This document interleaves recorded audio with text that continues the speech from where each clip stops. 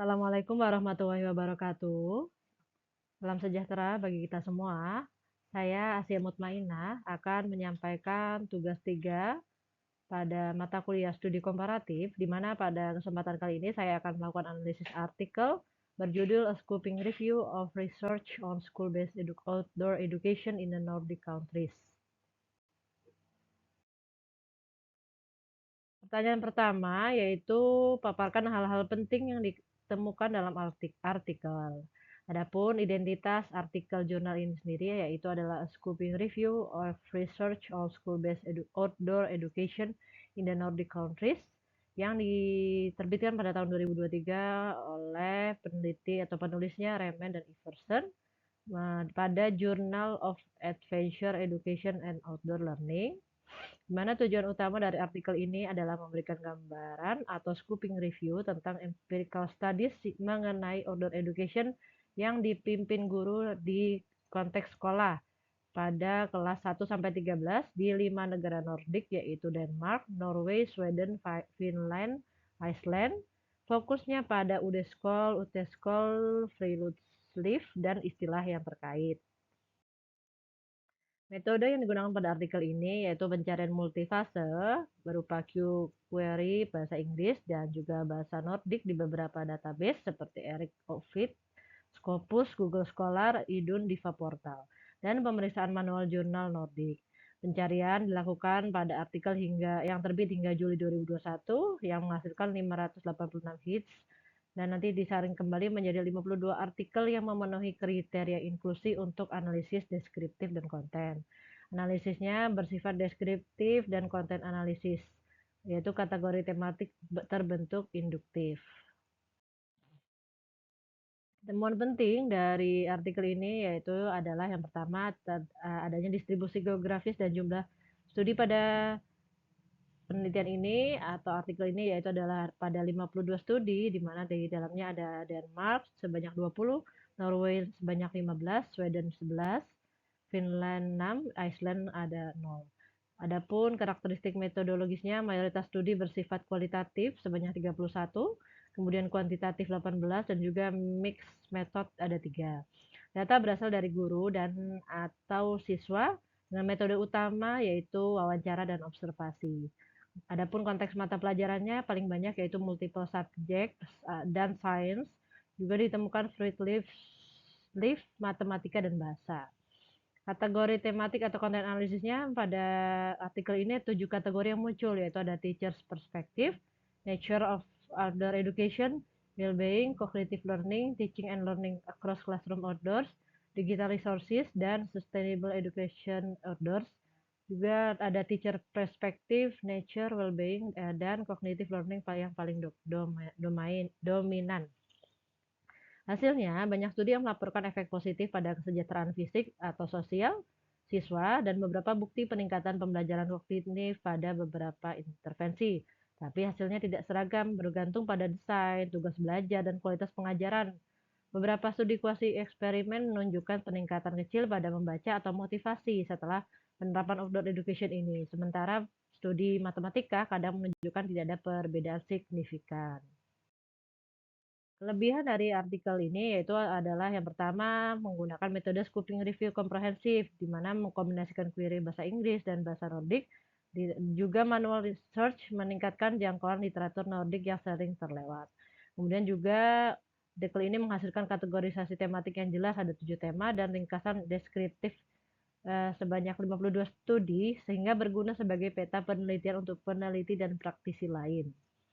Adapun kekurangan atau keterbatasannya yaitu yang pertama tidak ada penilaian kualitas metodologis pada studi yang di-include atau karena scoping review biasanya tidak mengevaluasi mutu bukti sehingga pembaca tidak bisa langsung menilai kekuatan bukti empiris yang disintesis. Kemudian yang kedua, keterbatasannya itu adalah pembatasan inklusi karena hanya artikel peer review jurnal yang digunakan. Jadi mengeliminasi buku, laporan, dari literatur dan hanya kegiatan yang dipimpin guru. Jadi mengeluarkan kegiatan yang ada peran museum educators, guide dan lain-lainnya. Sehingga gambaran praktik luar sekolah yang relevan bisa jadi kurang terwakili. Yang ketiga, rentang waktu pencariannya hanya sampai Juli 2021 sehingga riset yang terbit sesudah itu tidak tercakup. Dan ini catatan metodologis ini penting untuk tafsiran kebaruan temuan. Kemudian yang kedua akan dibahas juga apakah outdoor education yang dimaksud pada artikel ini sudah terimplementasi di Indonesia secara umum atau di SDIT Tahfiz Utruja secara khusus. Nah, untuk yang pertama, apakah outdoor education sudah ada di Indonesia? Iya, sudah ada, karena secara praktik banyak aktivitas pembelajaran di Indonesia yang sepadan dengan UDESKOL atau outdoor learning. Contoh implementasinya seperti observasi lingkungan untuk pembelajaran IPAS, kunjungan ke museum atau science center, proyek lingkungan dan taman sekolah, pramuka, camping, outing, dan lain-lainnya. Adapun perbedaan utama dengan model Nordik, di Nordik ini kegiatannya reguler dan terstruktur dalam kurikulum. Di Indonesia memang sebenarnya terstruktur juga, namun ada juga yang berbeda-beda ya, tergantung atas program atau inisiatif dari guru atau sekolahnya.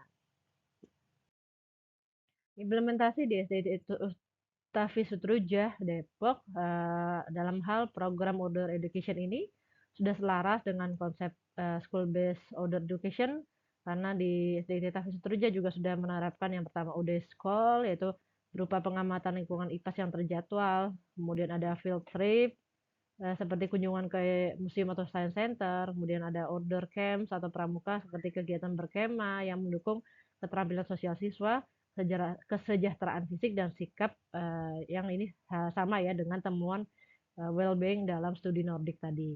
Adapun kesesuaiannya dengan konsep artikel outdoor education di SDT Tahfiz Suturjo ini dipimpin oleh guru, terencana, mendukung capaian akademik dan karakter serta mengintegrasikan alam sebagai ruang belajar.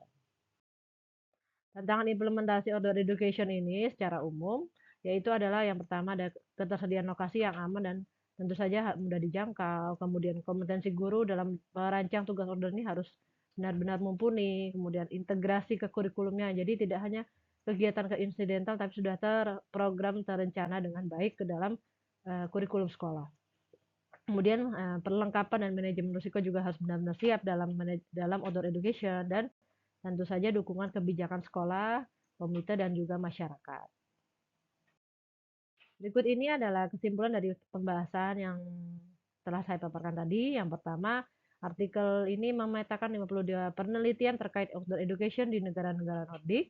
Yang kedua, tema dominannya yaitu adalah bagaimana perspektif guru, karakter outdoor education, well-being, dan pembelajaran kognitif. Ketiga, outdoor education berdampak positif pada motivasi dan well-being siswa dan juga pada hasil kognitif.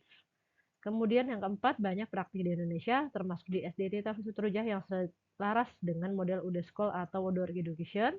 Dan yang kelima, tantangan yang dapat dihadapi dalam pelaksanaan outdoor education ini adalah regularitas ya jadwalnya, kemudian integrasi kurikulum, kompetensi guru, dan dukungan institusi. Dan yang keenam, artikel ini sangat berguna sebagai peta riset, meski tidak menilai kualitas metodologi studi, dan juga tentu saja sebagai bahan landasan pengembangan program-program sekolah ke depannya, terutama terkait dengan program outdoor education yang sangat bermanfaat bagi para siswa. Berikut ini adalah referensi yang saya gunakan dalam analisis ini. Sekian dari saya, terima kasih. Assalamualaikum warahmatullahi wabarakatuh.